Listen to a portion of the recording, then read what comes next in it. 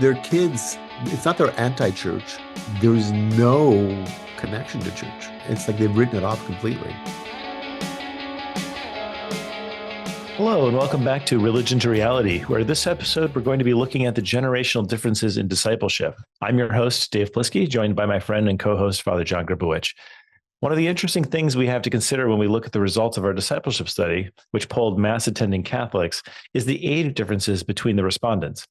Baby boomers and Gen X accounted for about 3/4 of the respondents, while Gen Z and younger made up only 2%. Today, we wanted to gain a deeper understanding of the different needs across that generational gap with a bit of focus on this demographic that we're maybe not seeing represented as much in our study. John, as a priest who is regularly at parishes, even if you aren't necessarily a pastor of one, would you say that this is sort of the mass attending Catholics, the fact that we saw not so many Gen Z and younger in our study? And by the way, there's a reason, we weren't trying to collect any data from children. So there is a reason why there wasn't so much in the study. But is that pretty true of churches that you've seen around the country, just in terms of demographics, age-wise? Overall, I'm looking at the churches in the greater New York area and the greater San Francisco area. So these metropolitan areas, they tend to have a lot of younger people demographically in the mix, but I don't necessarily see them. So, and I'm basically classifying now younger people, anyone under the age of 50. I mean, if you have a church that has a school, and it's a pretty vibrant school, you might see a little bit of an uptick there. But overall, I don't see that. Now, maybe there are certain types of places for maybe more traditional Catholics who are young, who gather. But overall, I mean, that's a pretty small percentage from my estimation. So I feel as if the mainstream Catholic, so to speak, is pretty well represented in this study based on all the different age brackets. Yeah. I mean, what is your take on just why young people are not at Mass? Well, as you know, there's lots of reasons. I think one of the big reasons right now is just the fact that we're in a generation where people who are younger, their parents weren't really regularly going to Mass. So you did have a lot of Catholics maybe who were making points of contact for big sacramental moments from baptisms, weddings, funerals. But even that's kind of falling off a little bit. So I think right now it's a very unchurched population, so to speak, within a younger bracket. So that's one thing. And then for those who did actually give church a chance at one point in their life, let's say when they were in grade school, they came to a point, at least by college, where they were like, they just didn't see how that was fitting into the rest of their life. And the first Sunday that they didn't go to church, they realized that their life wasn't really impacted in any notable way. So why go to something that was not necessarily changing anything? So I see a lot of that too. Right. One of the things that stuck out to me in the study was the fact that, we think of the youngest generation as the digital generation, and yet the study showed that that's who is seeking in-person community the most, far and away the most. And is that surprising to you? Not at all. I see that even just with my high school students. We all think that, this generation is just completely addicted to their phones. And there's truth to that. But if you take the phones away from the students, they feel a sense of liberation. And they really just crave that type of intimacy. I think in most studies that look at like love languages, for example, quality time is like number one with Gen Z. And so I am not surprised at all that younger generations just want to get away from the whole virtual communication. They feel as if they have to do it because that's where everyone is. So it's something that they feel obliged to do, but I don't think it's something that they would elect to do. I don't know. What's it like for you? What's been your own experience with just using virtual means to connect with people? We all were influenced by this over COVID. So what does that mean to you? Yeah, I think we are such a mediated society that we don't even realize when we're lacking human connection, I think, these days. I think that television has been blamed in part for this, right? This is people like David Foster Wallace and Neil Postman have made this point, right? That instead of getting together on any given night of the week, people, have become used to, no, I'll do some isolating activity instead. And, even in my own family, when my wife and I watch TV, or, these days it's more like a show, not strictly a linear television, but you're stealing the conversation from yourself, right? Like maybe it gives you something to talk about, but really you're just, we have such a high work culture that we're burned out and we're just can't even imagine doing anything else at the end of the day. So yeah, absolutely. That resonates with me. And, I think that's something that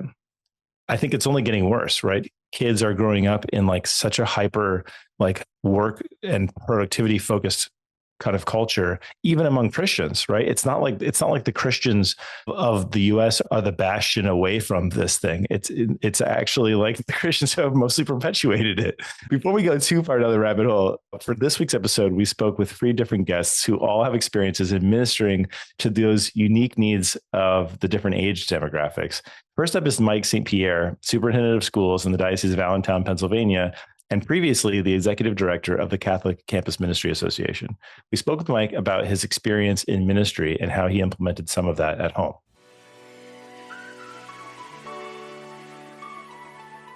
Something that we saw in our study is that time spent in prayer goes down the younger in age you are, with the exception being millennials who pray the least, but not too much less than Gen Z. So do you think people are just, do they just grow into their faith as they age? Or is there, like, if we had done this study, 100 years ago, or maybe a little less than 100 years ago, to capture the oldest generation as when they were young, so let's say maybe 60 years ago, would we have seen the same thing? Would they be praying less, or are people just net praying less? That's just not as big of a focus, even among people who are attending mass. That's a good question. I don't know the answer to the last question. My sense is that as we get older, we're hopefully less transactional. Just like a mother and child, when the child is young, I need food, I need a ride to practice, I need a notebook for my class, something like that. And the mom provides that. Hopefully, as they get older, it's less transactional, more relational.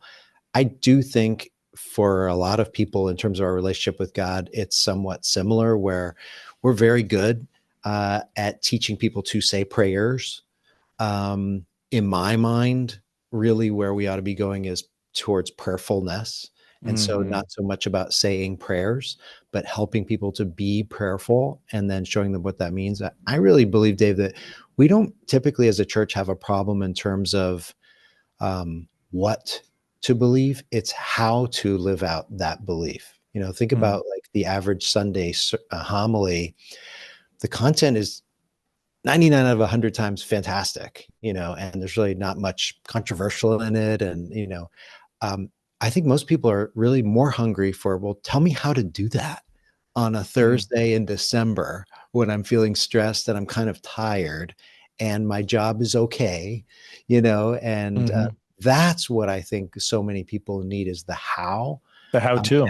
The how-to. And I think that to me, that relates to prayers and this idea of shifting as we get older from saying prayers towards prayerfulness.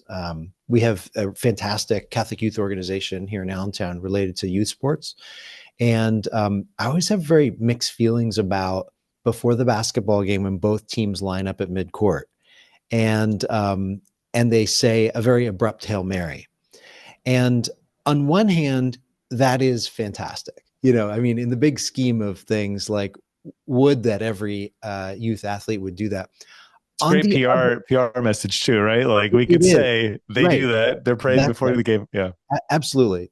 On the flip side, it also does sort of send a message to young people like, here's the prayer box, check. Did that, didn't need to do it well or slowly or, with any intention, but just did it, move on to the game.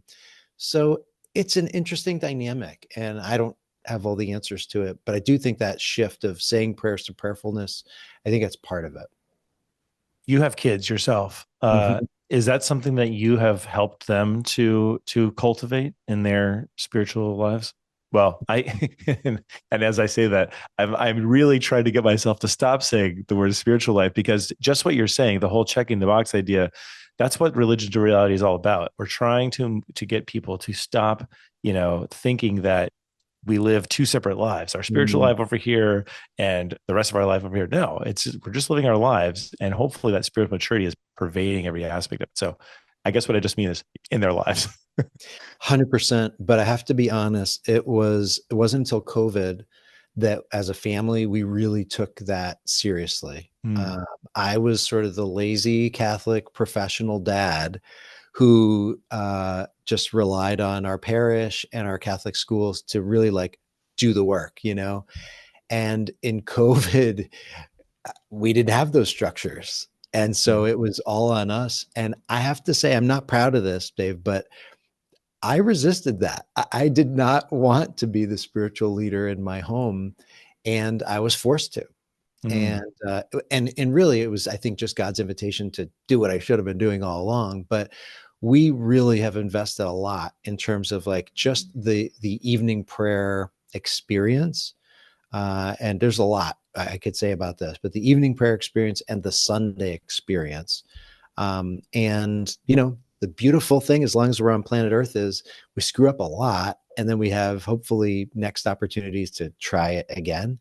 And so, yeah, I mean, we've done all kinds of different things. If I were to say, like, what's the biggest thing, we're trying to help our kids see that their home is like their laboratory where they can learn to pray, learn different types of prayer, pray out loud, silence, Lectio Divina, looking things up in the Bible, petitions. There's so much, so much, icons, Visio Divina.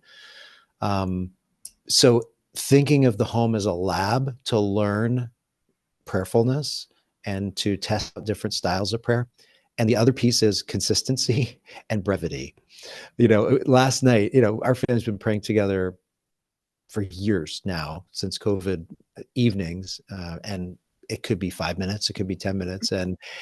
But please, it is not on any given day, this glamorous experience, Right. just last night, one of the kids showed up to prayer and with the eye roll and, and I think the comment was, "This isn't going to be long, is it?" And then, he sort of checked himself and realized, oh, okay, this is a good thing. But there's a beautiful kind of messiness to it. And, but I think it's critical, and I think it's a great gift and opportunity. And it's very uncomfortable the first several months of trying it with kids, very uncomfortable. And it can feel very awkward for the parent and for the child, but it's worth it big time. Yeah, I was going to ask about when you first made the transition to beginning to do this, what it was like. How old were your kids at that time, and what was it like for them? Oh, yeah, good question. Well, I mean, we tried different things when they were younger, like pre-COVID. So now our kids are 13 to 24. Okay. So 4 years ago, do the math. We tried like consecration to Mary. We tried all kinds of different things. And I'm going to be honest with you, it landed like a lead balloon, most of it.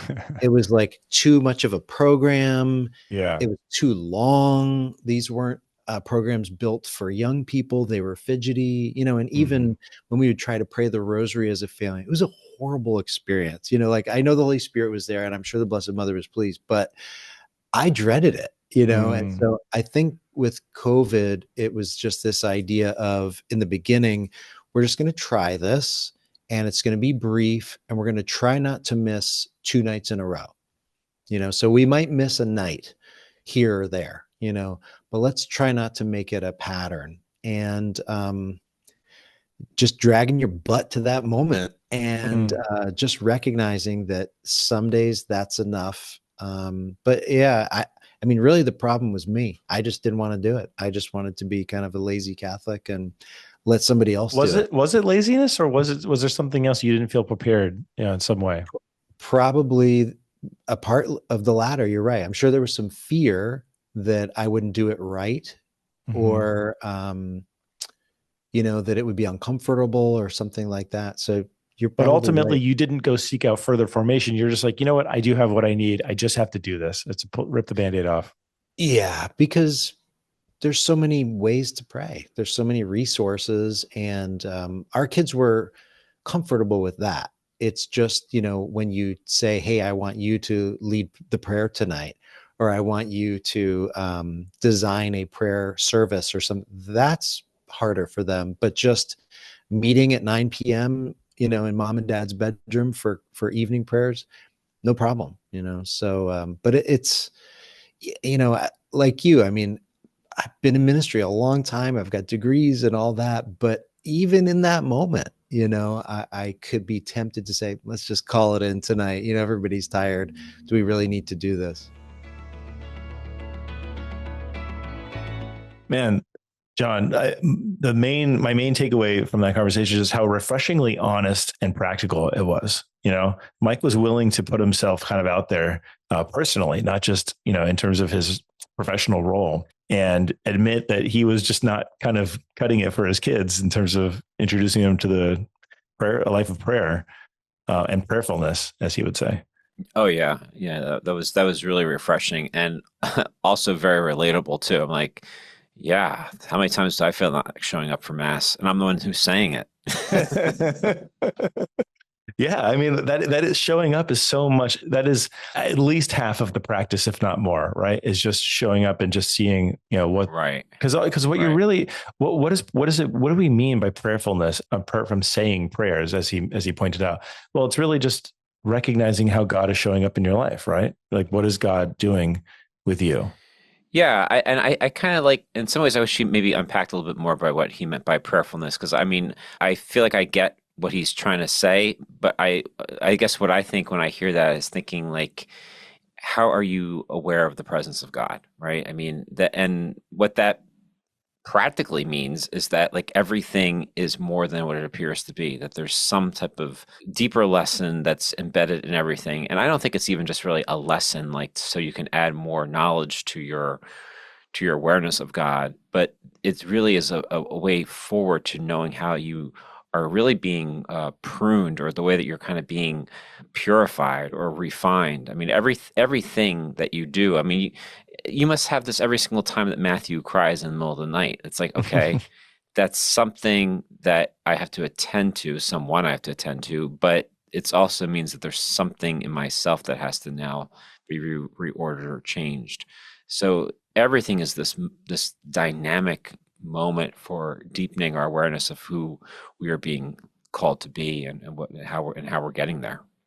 So I think some listeners might find themselves saying, yeah, that sounds great, but how do I do that? To Mike's point, like the how-to is where we fall down. And I don't think a lot of people are prepared, in terms of knowing what exactly that looks like. How do I live a life that is prayerful without necessarily saying prayers? Like, how does one change one's posture so that we are kind of oriented toward receiving what is there to be received? Yeah. And my short go-to answer right there is trying to find moments of nothing to do except to listen. So we can call that trying to find moments of silence, but I don't think it means an absence of noise.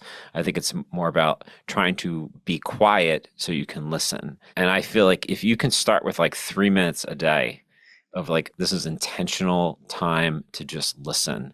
You can do it with your eyes closed or open, whatever you're comfortable with doing, but to just be able to just enter into that, I think that's transformative, because that's working some type of muscle that will allow you to be having more of a listening posture in the other things that you do throughout your day. Of course, the longer you can do it, the better. I mean, ideally, some people say 20 minutes a day is like the sweet spot, but I feel like that is the go-to. And I don't know exactly when you can start kind of maybe cultivating that with young people, but I think sometimes we don't give I think young people the benefit of the doubt. I think children could actually enter into that too, just for a few moments as well. So I don't know. I mean, it's just my initial reaction to that. Does it work in groups? And I guess I'm asking that both in terms of the family unit, where Mike was talking about how he would make sure that they carved out the time each night, even if some or maybe even all of them at a given night weren't really feeling it. Or, and that also extends to other ways people pray and meditate together and so forth. Yeah. I mean, I guess it's all trial and error. You can see what can work. But I do feel as if somehow we are hardwired to want to, let's just say, connect with our breath, to be able to enter into a place of relative calm. I think we're all hardwired for that. So I think that we can do things to be able to cultivate that in as early as possible. I mean, I think just listening to what Mike was saying, like it's harder when you're making it so ritualistic. Like, okay, we're gonna go through a whole rosary, and it's like nothing to say against the rosary. It's just, but that's just a very difficult way to do this. I mean, unless people have examples of how that works in an effective way and also in a sustaining way. I mean, I fear that if people are being forced to pray a certain way when they're younger, then they just kind of rebel against that and never return to that ever again. Mm-hmm. So, like, that's a real concern. Yeah, that's why I like what he talks yeah. about, like, the spiritual laboratory, like treating your home. I feel like that's almost part of, maybe not vocation, but certainly charisms, right? What are the aids to how you connect with God that work for you in particular, and that each person, including children, have to figure that out for themselves in some way. But I do think it's also the responsibility of the adult to actually carve out the space, because that may not be something that a kid is mature enough to do on their own. Oh, definitely. I would agree with that. Yeah, definitely. Moving on, our next guest also has a background in Catholic education, Paul Morisi, the principal of Bay Ridge Catholic Academy here in Brooklyn. We spoke with Paul about the unmet needs of young Catholics and what schools can do to adapt when they find that what they're doing isn't quite cutting it. I feel like when we're thinking about, like, what are the needs that kids have that we can meet, there seems to be an ever-growing distrust of institutions in general. And I wonder if the parish, or the school for that matter, is it that we can meet the need and haven't yet, or that or there are some things that just the church in 2024 cannot do? So, and I'm happy you mentioned that. In 2024, I went to a conference once where one of our presenters, fantastic guy, he said the church of today is ready for it to be 1980 again. That's right. Our structure. That's where we're comfortable. That's where we lay our head at night and we know, all right, our church is going to be here. But that's not the reality. I mean, the church I grew up in, the church you grew up in is gone. And that there's a beautiful thing there, because the Holy Spirit's always transforming our church, and we're always growing in new ways. So it's my belief that young people want the truth. And it's my job to tell them that the truth is Jesus Christ. And I can do that through a multitude of ways. And I think whether it's through prayer or experiences or service projects or academics, there's so many on-ramps for kids and their families. We need to empower lay leadership and empower parish leadership to tap into the resources that are currently there and share them. And we have a deanery model now in the Diocese of Brooklyn, and I think it would behoove us if we say, how can we as a deanery operate together and work off of each other? So maybe I can't accomplish a certain task well, but the parish down the block does it really well. So either I'm going to learn from them, or we're just going to share a resource. And I think that that's a great way of saving, manpower and cost too. No, I definitely agree with the kind of collective model in terms of being able to pool resources and honestly afford better talent at the end of the day for jobs that probably are part-time if you're only working on one parish at a time. I agree with that.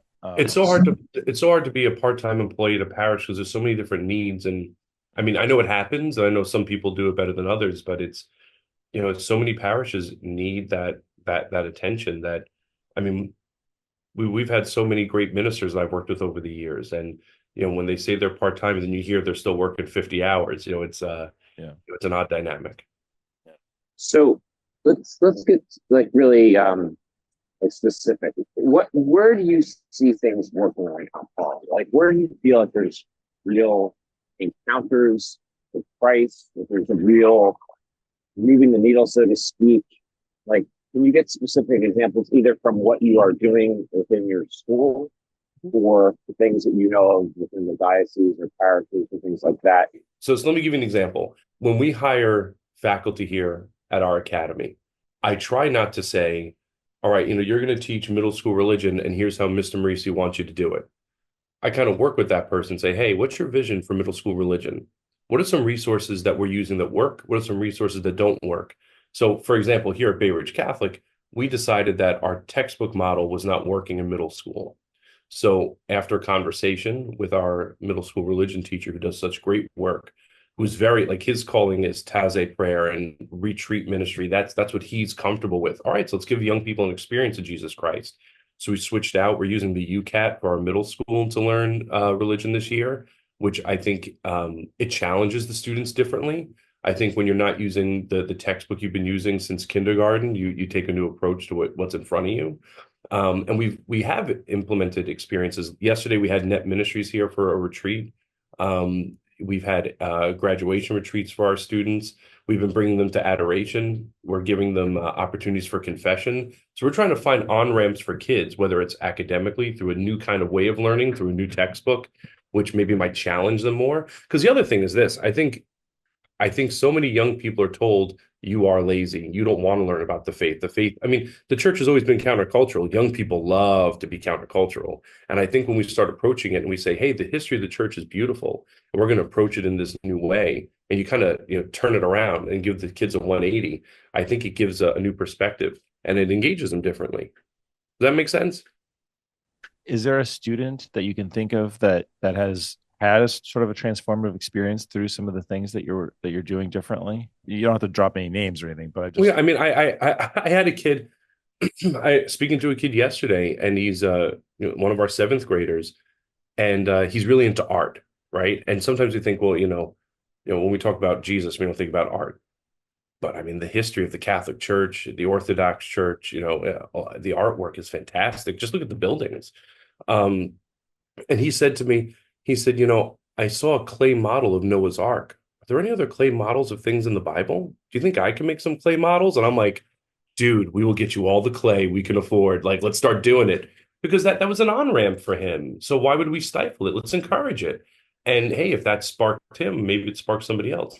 My two boys, they sing at the kids' choir in our parish. They haven't had practice because of the holidays and stuff. And my sons are like, when's practice? Like, because they know they're a part of something that's bigger than they are. And they may not know it's Jesus yet, but I think they're going to get there as we keep, bringing them and we're shepherding them. One of the things that I feel like I've obsessed about it over my time with the sales is just the idea of being able to somehow measure the interior life so that we know if the stuff that we're doing is working. Are we actually drawing people into a deeper encounter with the Lord in ways that are not obvious on the outside? Yes, we will know them by their fruits, and you're describing some of those fruits, which is beautiful. Do you have any indication of that kind of stuff happening for the children? Well, so I mean, listen, the easy answer is we give assessments, and that's the academic way of seeing somebody. I like to see where are they offering their time. When a young person has free time, where do they want to be? Do they want to be playing video games, which is fine too? Or do they want to be in the church? Do they want to be doing a service project? I mean, I had two kids come up to me, hey, can we do a Toys for Tots drive? I didn't go to them. They came to me. So first of all, shame on me for not thinking of it first. And second of all, good for them. Like, they want to do that outward work. They want to do that thing. And, I learned from them that I need to be more mindful about those that are in need. And I think those are the litmus tests that we have. But the other thing, we talk about, how do we measure things? I try to remember, we're all Moses here. My job is to get those kids to the promised land. I may not see them there, but that's, I'm not greater than Moses. What I was hearing Paul say is pretty similar to what Mike was saying, which is like, let's just treat, in Paul's case, he's talking about the institutional church in the form of a Catholic school. In Mike's case, he's talking about I guess you can say, institution of a family. But how can we treat this as a laboratory and try to invite as many kids in as possible to all of these things to see what works, and not to say this is now we figured out what works and that's what we'll keep doing for everyone forever. But at least we now know that's what worked for this kid because he has some sort of artistic proclivity or whatever. My good friend, Kathy, who you know too, she always talks about, because she has 5 children, adult children now, but like when they were babies, she was very convinced that, that every child already contains everything that they need and everything that they will be able to contribute to the world. So your task as a parent is to get out of the way of what already is, not to inject or project what you want a person to have, but to be able to just be in awe of what they already have. So I just really think that would be a complete paradigm shift on every level when it comes to how to do ministry, how we're able to highlight people's gifts, and most importantly, how we can affirm their particular window into who God is. I mean, we either believe that we have already been given everything, or we somehow think that we have to receive everything from everyone else that's already here. The gift of other people that we live with affirms what we have. That's what the relationships are meant to do. They're not necessarily to be telling us what to do. And there's room for that individuality in the body of Christ. I mean, that's the beauty, right? As we are divinized in the Lord, we are not subsumed into one thing. We still maintain our uniqueness as exactly who we are. And also by focusing on the individual, where it means that, it's not about trying to find budget for buying all these different things and seeing what sticks. That's not the point that we're making. The point we're making is recognizing that everyone's going to respond to different things because of who they are. And so, trying stuff out is healthy, because you're helping the kid, the student or the family member in this case, to recognize who they are in the Lord, right? That's really the point of that, which doesn't necessarily need to cost any money at all. Shouldn't cost money. Right. Exactly. How do you feel that way already with Matthew, Dave? That's a good question. I mean, I'm getting a sense of his personality. I don't know if I have a sense of his charisms yet. Mm-hmm. It might be a little early. He's not 6 months yet, but he's a controller. He likes to. The apple doesn't fall far from the tree. That's it. I'm going to definitely need to give him agency in whatever it is. I already know that. So if he feels like he has a part in how we go about things and what we're doing and how he approaches the Lord, I think he's going to appreciate that. So I can see him having if we foster it, he'll have a very healthy prayer life. Sorry, I just realized that I just started doing the thing that all parents are prone to do, which I'm not used to yet, which is I could talk about my kid forever. Well, there could be worse things, so that's okay. Yeah. The other thing I said to Paul, and I'm currently in a stage of evaluating this, which is about measuring the interior life. It's true. I have been obsessed with that during my time at DeSales, and trying to kind of can we crack this nut of how do you know if someone is making progress, so to speak? And that comes from my marketer's brain, right? You can't understand what you don't measure. And I'm just starting to wonder is that the best way of knowing? Is that the most important way of knowing? Or is it the case that, like classical education to a student, there are certain ways of forming the individual. And of course, when we talk about the interior life, we're talking about ongoing formation, that by knowing someone deeply, you will know, we call it the fruits. That's just sort of, I feel like that's a shorthand of talking about the exterior of the interior life.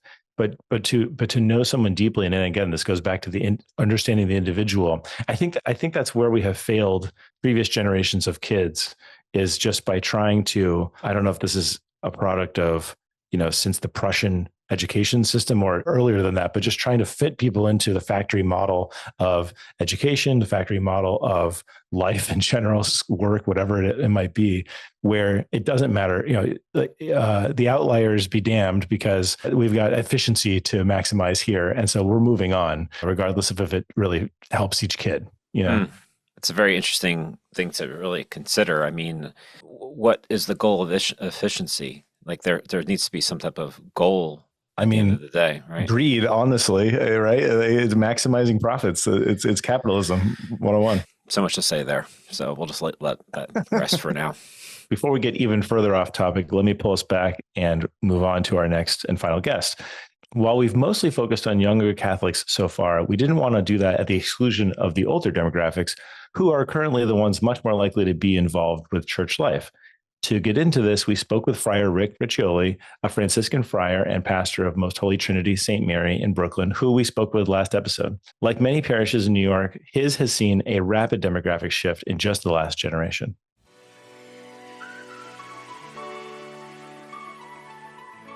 I want to get to some nuts and bolts issues, because I know the Diocese of Brooklyn pretty well. I mean, but really, the Diocese of Brooklyn is very much like any other type of older urban diocese, where you got lots of churches that were built during a certain time of a lot of ethnic groups, immigrants coming and starting their own church communities and whatnot. So you have a massive infrastructure you're trying to work with, and you still have a pretty strong remnant at this point of people who've been in parishes their entire life.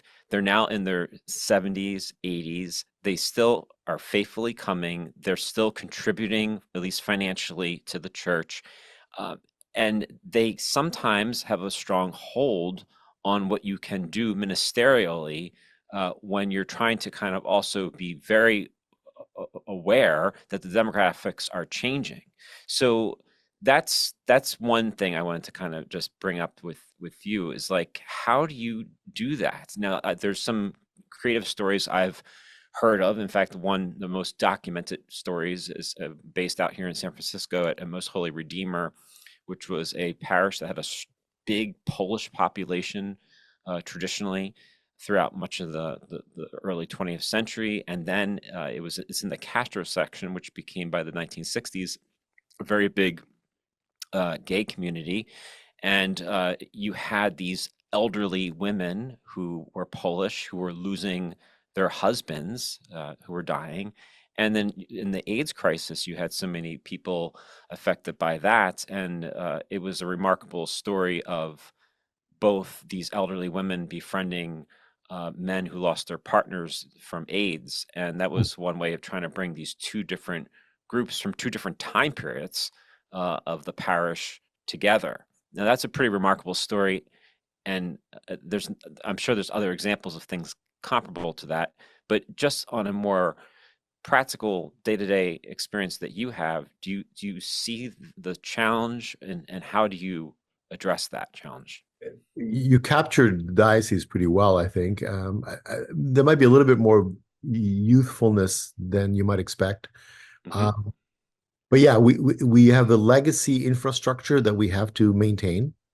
Our insurance bill this month is 190, not this month, this year, but it came in this month. It was 190,000 for the year. Mm-hmm. I'm just not used to that. This is New York City, but I'm like, it takes my breath away every time I see that. Like $190,000 for insurance. Wow. Okay.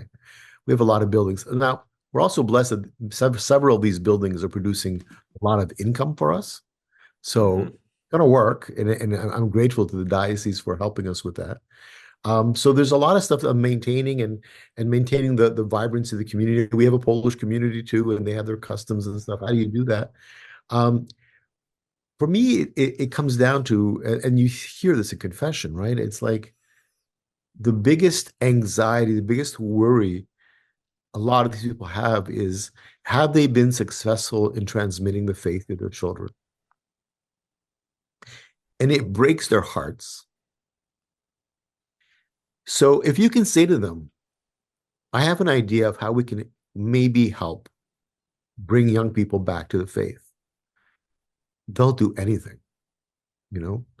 You might get some resistance if you move the bingo date around or whatever, or you impede on what they've normally done. But mostly if you explain to it. So when we have these rock concerts for the neighborhood, my Polish panis, the old ladies, show up. And I'm like, what are you doing here? You're not going to like the music, but they want to be a part of it. If we're doing something that's going to support the parish and grow the parish, they show up, and a lot of our elderly do. So I think it's a question of having that heart to heart kind of come to Jesus meeting that we've got to do something if we want to succeed as a parish, right? And they see it. I mean, they see that, so you're right. The big donors and the big supporters of the parish and the people who are doing a lot of the work are in their 70s and 80s. What's going to happen when they go? I saw you starting to get a little choked up there for a second. Was there something in particular you were thinking about? No, it's just for so many parents, that's the heartache. They blame themselves. Parents blame themselves. Like, what did I do wrong? It's like, you didn't do anything wrong. In fact, we clergy may have done more wrong than, their kids. It's not their anti-church. There's no connection to church. Right. It's like they've written it off completely. So for people whose lives were centered on the Eucharist, then to see that, they're like, oh, It's very hard. So for me, as a pastor, to help them understand, well, got to be patient. And then the flip side is equally painful, is when those people pass, and the kids don't know what to do with the funeral. And they're like, I'm not sure I believe in any of this anymore, but I got to do what's right by my mom and dad. Mhm. Those are actually, bar none, the most powerful moments for evangelization. If you can do funerals right, I've gotten more people back to church through funerals than any program we've done. Totally. You Completely know? Wow. agree. Oh Completely yeah, agree. Yeah. that is a place we need to invest. It's worth taking the time to sit down and talk to people. Obviously, without using names, is there a story that comes to mind? Oh, I mean, multiple stories of people who one of the parents dies, and they come, and you accept them the way they are, and you don't judge them, and you're kind and gentle, and then you preside at a liturgy that is decent, and the homily isn't just chat GPT generated nothing. It's personal, and we don't do eulogies, but you can talk about the person, and you can Mhm. and acknowledge their pain, and acknowledge their feelings, and acknowledge their doubts. And I've had, yeah, no, I've had multiple in Toronto and Syracuse here now, people who have come back and said, I think I want to start coming back to church. I feel like I belong here. And I love Friar Rick. He named something that was at the heart of this whole project, right? He said, it's these people who he has such a heart for, who are struggling because their kids are not faithful, or at least outwardly religious, let's say. And yet they have their entire lives centered on the Eucharist, these parents. And that's exactly what we saw in the study, right? People feel like they have a strength and not a much need for growth in terms of the sacramental life, and yet are not finding that same strength across the other aspects of their life as a disciple. And probably, I hate to say this, I'm not trying to take anything away from our sacraments, and certainly not the Eucharist, but the reality is, just having a devotion to the Eucharist and not really allowing your children to see your life pervaded by God in other ways is probably not going to pass the faith along very, very well. And of course, I don't think that Friar Rick was trying to, say that, indict them for that. And certainly there probably were expressions of the faith in other areas of their life, but something didn't connect with their kids, right? And I could say in my own family, we would always go to church, but we did not live a Christian life other than that. It was totally phoning it in, which is why this project has meant so much to me. Sure enough, like my sister, she doesn't even identify as spiritual, but not religious. She finds herself as not religious, not spiritual.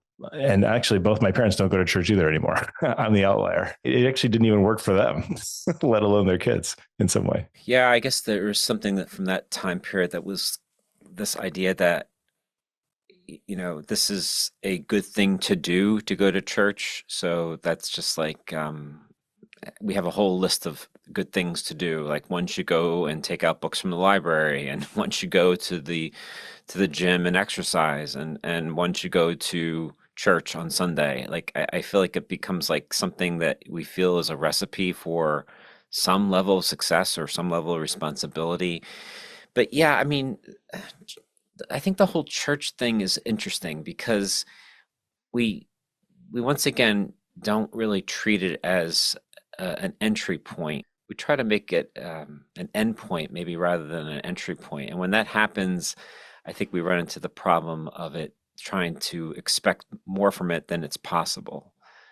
So, you know, the integrated life is one that is sacramental. That's incarnational, meaning like everything is somehow leading us into this awareness that things are greater than what they appear to be. We say it so many times, and that's why the recurring thing that we constantly keep on coming up with in this podcast is just that the art of listening is truly the most important thing that one could do to cultivate a life of prayer. Being able to be so mindful that everyone that someone meets is somehow conveying something about God's presence and propelling the person who's listening to be transformed.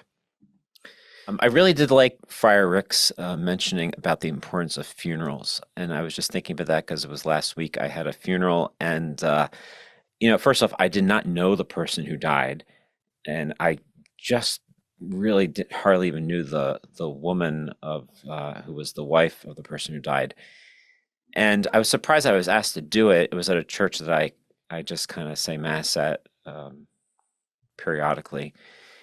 But it was very transformative. And the only reason why I say this because afterwards I received a note from her and she said, like, my sister, my daughter, who's like in her 20s, her friend, all these other people, like they said, like, I might actually just go back to church now because of this. And so that I think when you are just kind of faced with mortality, I think that's when all the spiritual stuff starts to kind of actually come to the forefront of the mind. So, because I don't think the funeral is just simply about remembering someone who died. It's your moment to be encountering your own mortality. And I think that maybe if there's some way to talk about this rather than like fear of hell type of talk, which unfortunately has been somehow been baked in the Christian waters for a long time, it might help us to understand how to better live rather than to just kind of make sure that we follow the rules so we don't go to hell. Yeah. And I don't think, because I think that's another reason why people have checked out, why young people checked out, because there's like, that's just a silly formula. Not only are they faced with their own mortality at the time and you're meeting them where they are, but also there is a desire for ritual. We have bodies and we do things, we need to touch things and so forth. And I think there is a yearning for that, especially for people who don't have much ritual in their lives. And I think that, in a similar way to the fire and brimstone preaching is also just stay away from the Eucharist if you're not worthy, right? If you haven't been going, so like if you haven't been going to confession, then you shouldn't be going to the Eucharist. If you're not going to the Eucharist, maybe you shouldn't, why go to mass, as I think Right. it's happening for these people. Right. And so I think that's one of the reasons we see so many people showing up at Ash Wednesday. It's allowed, right? Everybody gets the ashes. You don't need to have gone to, whatever. Exactly. So I think, and you're preaching, I know you're preaching from just knowing you, and I'm sure you're welcoming these people, rather than trying to get them to recognize their faults, at that moment. You did what actually every priest, needs to take advantage of during those Christmas and Easter moments, right? When they actually have a full church and people, hopefully listening. Yeah. I mean, plus I think it just is not that hard to do because of the fact that like we should be able to just be able to reflect from our own experience of God as a preacher, so how have we been able to experience the love and mercy and compassion of God in and through our lives? I mean, that should just spill over from the pulpit. Yeah. Yeah. Well, that should do it for this episode of Religion to Reality. We hope you learned as much as we did from these conversations. And we hope that maybe you have some new perspectives on the different challenges across generations in the church. Thank you again to our guests, Mike St. Pierre, Paul Morisi, and Friar Rick Riccioli. We'd love for you to join us next week, again, where we'll be talking about spiritual direction, from its accessibility to its role in our lives. Once again, I'm your host, Dave Plisky, joined by my friend and co-host, Father John Gribowich, and we hope to see you again next time. Religion to Reality is an initiative of DeSales Media created by me, Dave Plisky, and is produced and edited by Connor Donnelly. If you found value in our conversation, please subscribe wherever you listen to podcasts. If you loved the show, ratings and reviews go a long way toward letting others know about our show. Go to religiontoreality.org for more details and resources. And if you are ready to take the next step and join in community with us, check out the Called Learning Community, co-founded by Father John Gribowich. Go to calledcommunity.com to sign up for our free online gatherings.